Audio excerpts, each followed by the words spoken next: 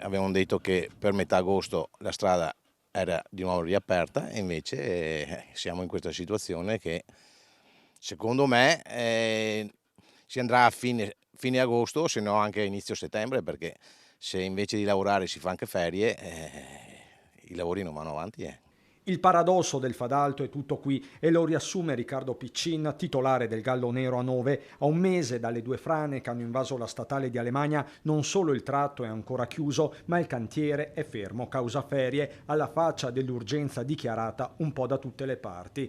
Tra chi resiste in questo angolo di Vittorio Veneto Nord c'è anche Marco Masutti, anima del chilometro 19. Dobbiamo anche pensare che le ferie sono anche un diritto, però evidentemente forse bisogna fare uno sforzo per cercare magari di andare avanti i lavori, perché comunque di un'emergenza stiamo parlando, però, ripeto, siamo fiduciosi che quantomeno siano delle ferie brevi e che si riprenda il più presto per ultimare le opere. Punta il dito contro Anas, uno che il Fadalto lo conosce bene non solo perché abita in zona. Bruno Fasan è stato più volte assessore a Vittorio Veneto, quelle frane sono colate e c'è una bella differenza. E si sa già che le frane sono difficili da prevedere e da coltivare, mentre le colate detritiche con intervento per svuotare l'alveo dei valloni si potrebbe ovviare anche a queste frane, questi movimenti franosi. Quindi basterebbe un po' più di programmazione che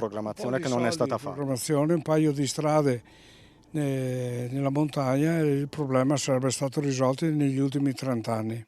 Questione annosa, ma tema urgente, quasi vitale. Noi in ferie non ci andiamo perché per noi questa è la stagione più bella e cerchiamo di resistere comunque, perché è giusto lavorare in questo periodo e cerchiamo solo di sopravvivere, tirare avanti e resistere anche questa volta. E se andiamo avanti così sicuramente la valle mi sa che prima o poi si spegne completamente.